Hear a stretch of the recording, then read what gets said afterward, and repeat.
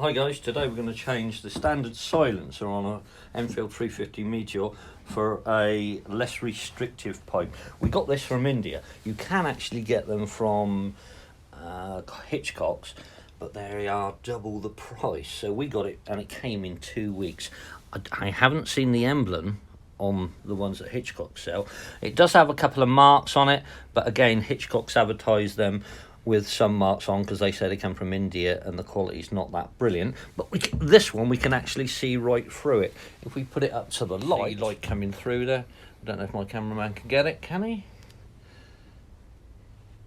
Okay, brilliant. And the other ones, the standard one, Hitchcock's have told me that they act as a secondary catalytic converter because it's so packed with fiberglass and whatever. What we're going to do is start it up.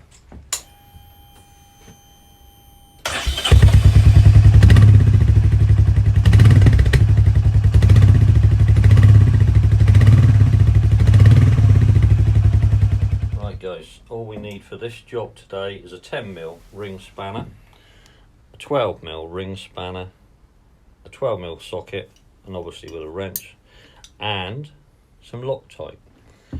I have loosened some of the bolts off, but let's get going. So, first off, 10mm spanner on the 3 bolts on the cover here. Just slide those off.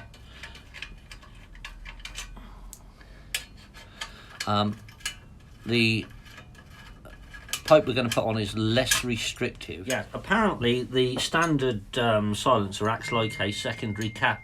They are so stuffed with wadding apparently, whereas we have seen the other pipe. It's a lot less restrictive. It's not going to give you much more top end. Don't forget it's speed limited through the revs, but it should pull uphill a bit more, we hope. As we have changed the gearing, we're going to, let's just undo this while I'm chatting away. I've changed the gearing, it does pull 5 miles an hour more than what it's meant to. There is no other limiter on it apart from it's a rev limiter. So we just take that clamp off there. There's one here. Now this is really tight because it's Loctited on. And be careful because the head on the bolt, as you can see, is very, very thin, and they don't fit the socket very good. And I've got anti-slip sockets, but that's all we need to take off. 3 bolts, loosen the clamp, and the one that's bolting the silencer to the frame, and it just slides off like that. And then what we've got to do, we've got to take this clamp off, the clamp off there. Again, that's 12mm. Bearing in mind it's really tight. So we just take those off. I'm not going to be able to take it out for a test ride for a couple of 3 days because the weather is terrible. And I'm not going to go out and get soaking wet. Oh, so I'll just stand that over there. As you can see, I've already put the exhaust clamp that was on there. It does come with a new gasket. But I'm not going to use it because this one's done 1,000 miles. There's the new one. I'm not going to use it. I'm going to try and use that one. If it leaks, then I'll have to change it later, but never mind. So I've taken the bracket off. I've got some Loctite here, which we just put a little drop on the thread. Make sure we got that right. That's going on there like that. So this is a really easy to do job, and hopefully it sounds a little bit meatier. We've got the DNA air filter in this one. We've changed the tooth, the sprocket, for one larger tooth, and it does pull well. It was rather short geared before in first and second with the DNA air filter. It was so revvy, it felt really quick, but it's a lot better now. I've changed the gearing, but obviously it's not so good in top higher up, but hopefully the exhaust will make the difference again. So that, all we do, get this, slide it on there, taking the other bolt, put it through the hole,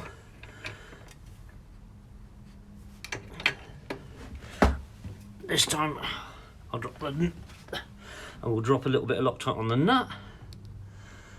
Just a drop there. You can use gloss paint if you haven't got no Loctite, or any sort of paint actually, household paint, because when it dries, it'll dry in the thread. And I've worked on cars for years and years and years, and I never used to buy Loctite because they charge so much for it, and I've always got some paint in the house, unfortunately. So we do this up, not really tight, yeah. We just make sure everything's in the right position.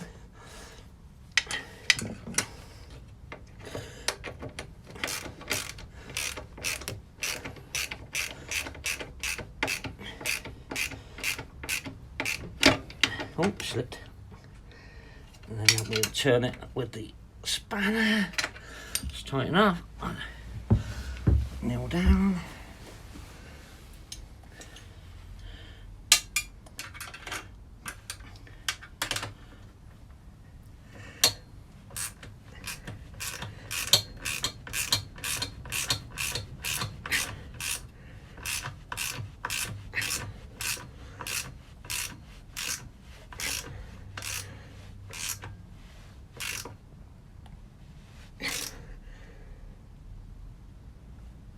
Right, I'm going to do now, I'm going to start her up just to see if this joint is going, because the cover goes over and it's not so easy to get at, so.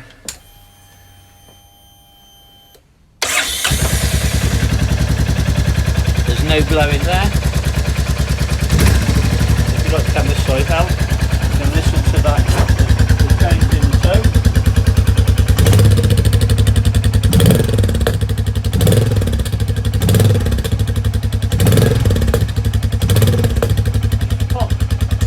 Popping a little bit, she does that when she's cold, but nothing to worry about when she's warm. She's fine.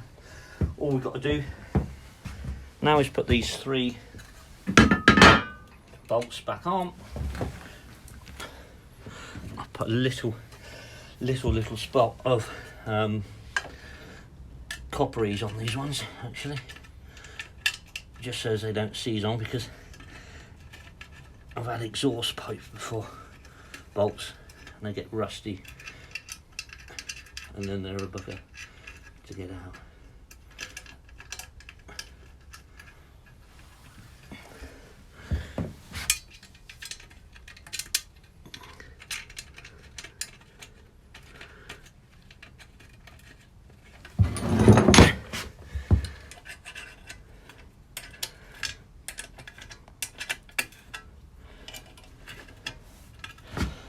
I do hope you're liking our videos, and please do just subscribe and comment.